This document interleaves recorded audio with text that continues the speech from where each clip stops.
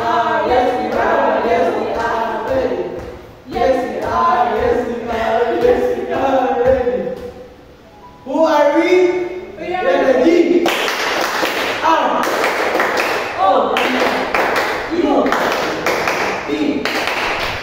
Rule 7. Run before we gonna fight before. We will go for the best. We will work for the rest. And until we're gonna win. Say awoo. Awoo. Awoo, awoo, awoo. So, good day everyone. So, our discussion is all about logic and reasoning. So, first of all, we must introduce ourselves. So, my name is John David P. Timoni. I am Nara Evan Palomar. I am the Hungarian Girl. Well, our discussion is logic and reasoning. Good morning daw. So, our specific learning outcome is differentiate the deductive reasoning from deductive reasoning. Determine the appropriate thought process to use toward effective translation and implementation, and to avoid the use of fallacies in one's writing and everyday experiences during interacting with people. So, practical reasoning is a thought process of doing a conclusion from a fact or a set of facts. So, practical reasoning is a mental activity that aims to arrive at conclusions in a rigorous way. It is often to the form of inferences or arguments by starting from a set of premises and reasoning to a conclusion supported by the inferences. So, reasoning refers to the process of making sense things around us in order to understand our experiences, draw conclusions from information and present new ideas. So we must use reasoning. So reasoning is an act or process of a person who reasons, and it is the process of forming conclusions, judgments, or inferences from facts or premises. So, the common types of reasoning.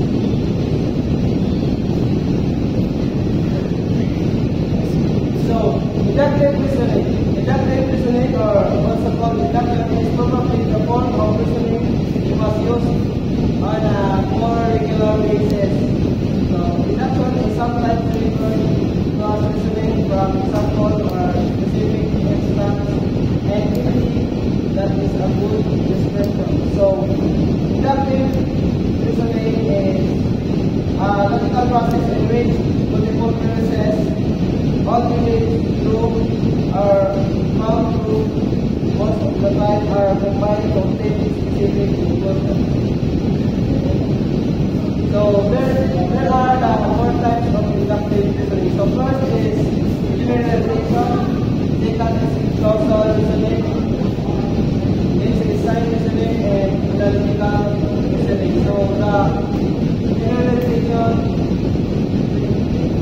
So, the generalization, it is a form of deductive reasoning that draws conclusions based on recurring patterns or repeated observation. So, example, if every dog I see is parents. So in generalization, the dog, all dogs is cases is parents. So, next is causal reasoning. Causal reasoning is a form of deductive reasoning we use all the time without ever thinking about it. For example, real, incomplete, no.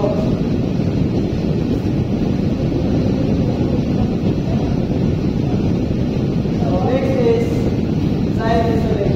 Sign reasoning is a form of deductive reasoning in which conclusions are drawn about phenomena based on events that precede or coexist with but not cause a subsequent event. So, example, when you see a smoke in the air, it is a sign there is a fire. So, when you see a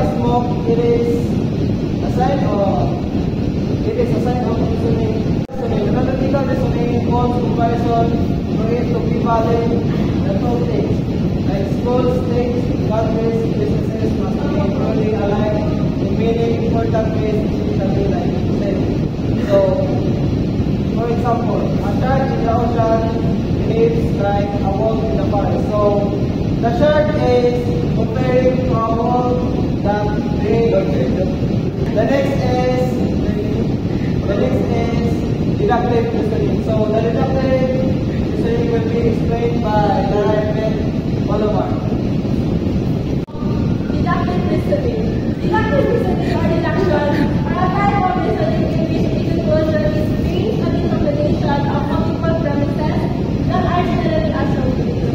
So when you say deductive reasoning, it talks about what we see, or like for example, what we see in our environment, that we then conclude about what is happening without thinking it holistically.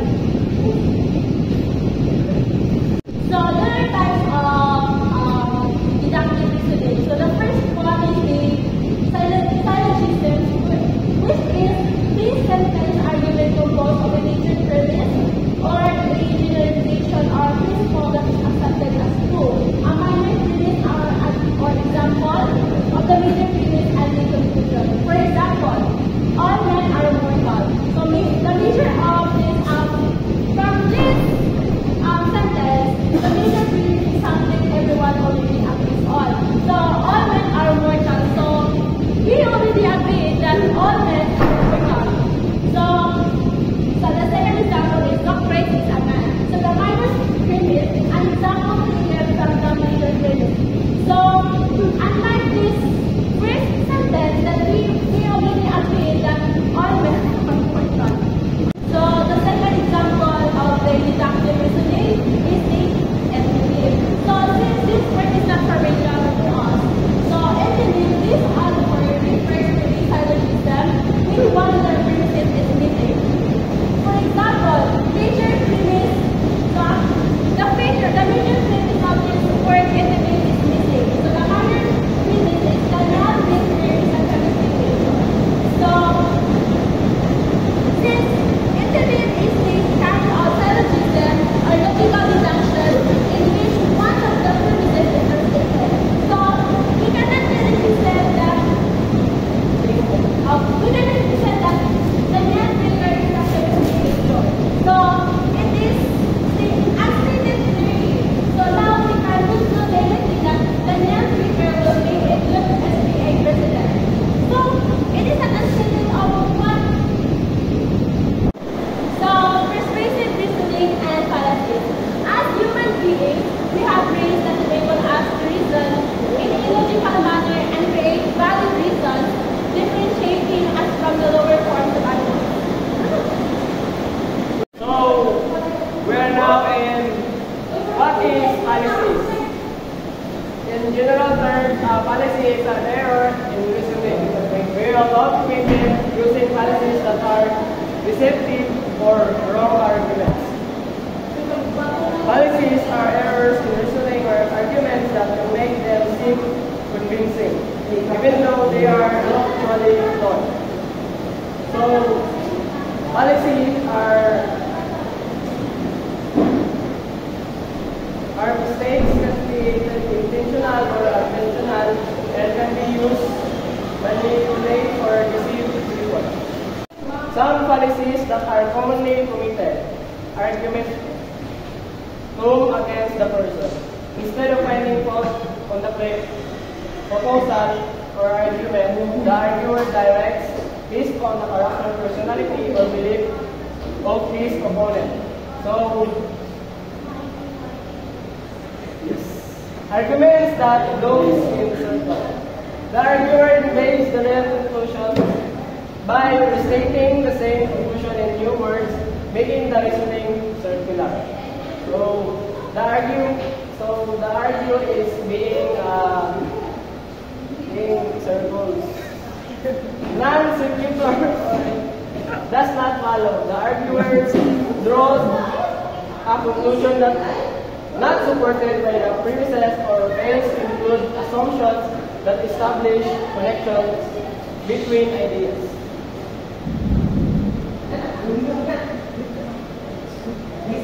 So, the fourth fallacies are arguments that uses flattery or praise. In this argument, instead of presenting evidence or good reason, we use praise to get what we want to make others agree with us, or to seek approval. Appeal to pity.